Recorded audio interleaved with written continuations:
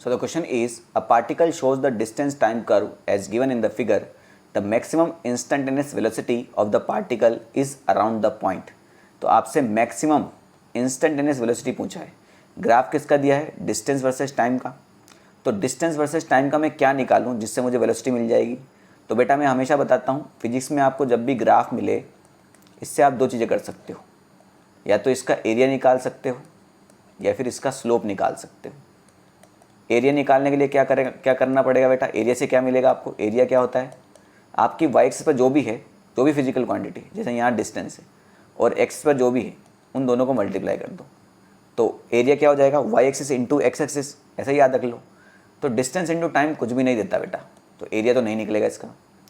और स्लोप क्या होता है बेटा? ये होता है वाई एक्सिस पर जो भी है distance divide by x axis पर जो भी है डिवाइड बाई टाइम। बात समझ में आई नहीं? ठीक है। तो डिस्टेंस डिवाइड बाई टाइम या डिस्प्लेसमेंट डिवाइड बाई टाइम को क्या मिलेगा आपको? वेलोसिटी मिलेगा, है ना। डिस्प्लेसमेंट कर देते हैं इसको क्योंकि वेलोसिटी पूछा है बस। तो हमें इसका स्लोप निकालना पड़ेगा। अब मैक्सिमम वेलोसिटी किसकी होगी? जिसका मैक्सिमम स्लोप होगा, क्योंकि स्लोप का दूसरा मीनिंग क्या है? m is equal to tan theta. और टेन थीटा जो है बेटा 0 डिग्री से 90 डिग्री पर बढ़ता है इन्फिनिटी तक। यानी जिसका थीटा ज़्यादा उसका टेन थीटा ज़्यादा, और जिसका टेन थीटा ज़्यादा उसका स्लोप ज़्यादा, और जिसका स्लोप ज़्यादा उसकी वेलोसिटी ज़्यादा। यानी आपको थीटा देखना है कि ये एक्स एक्स के साथ कितना एंगल बना रहा है। ठीक। तो यहाँ पर हमने इस ग्राफ को दोबारा ले लिया है और डिफरेंट कलर के पेन से अपन इसका स्लोप बनाएंगे। तो ए पॉइंट आपका यहाँ पर है, बी पॉइंट आपका यहाँ पर है, सी पॉइंट आपका कुछ यहाँ पर है, और डी पॉइंट आपका कुछ यहाँ ले लेते हैं ना अच्छे से। तो पहले ब्लैक कलर के पेन से ही बनाता हूँ। ए पर स्लोप मतलब टेंजेंट डालते हैं। तो टेंजेंट अगर मैं डालूंगा ए पर तो वो कुछ इस प्रकार से जाएगी, और ये एक्स एक्स के साथ इतना एंगल बनाएगा, थीटा 1 मान लेते हैं इसको। ठीक है ना।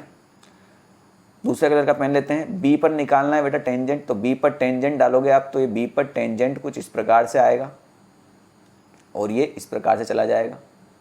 तो बी पर जो एंगल बनाएगा थीटा 2 वो कुछ इस प्रकार से होगा, और थीटा 2 साफ साफ दिखाई दे रहा है बेटा थीटा 1 से तो ज़्यादा ही है, यानी ए तो आंसर नहीं आएगा।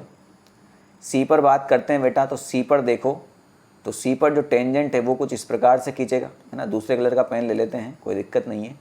सी पर अगर आप टेंजेंट खींचोगे तो वो कुछ इस प्रकार से आएगा, और सी का जो एंगल बनेगा वो बनेगा ये पूरा, ये बनेगा थीटा 3। और साफ साफ पता चल रहा है बेटा कि जो थीटा 3 होगा वो थीटा 2 से भी ज़्यादा होगा, यानी बी भी आपका आंसर नहीं आएगा। ठीक है ना। सिंपल सी बात है। तो ये हटा देते हैं अपन, इन सब की कोई ज़रूरत नहीं अभी। अब बचता है बेटा हमारे पास सिर्फ डी। तो डी पर टेंजेंट डालो आप। तो टेंजेंट डालोगे डी पर तो ये कुछ यहाँ आकर मिलेगा, है ना। डी पर अगर अपन टेंजेंट डालेंगे तो ये कुछ यहाँ आके मिलेगा। इसको आगे बढ़ा लो। ठीक। अब डी पर टेंजेंट डालो भाई, तो टेंजेंट ये कुछ इस प्रकार से जाएगी, और इसको यहाँ पर मिलाओगे तो ये कुछ इस प्रकार से कट होती हुई जाएगी। ठीक है ना। और ये एंगल अगर आप देखोगे आप तो ये थीटा 4 मान लो। तो बेटा ये सी को जो टेंजेंट काट रही थी उसका थीटा 3 था। तो क्या आपको दिखाई दे रहा है थीटा 3 और थीटा 4 में कौन बड़ा होगा? थीटा 3 ही बड़ा होगा।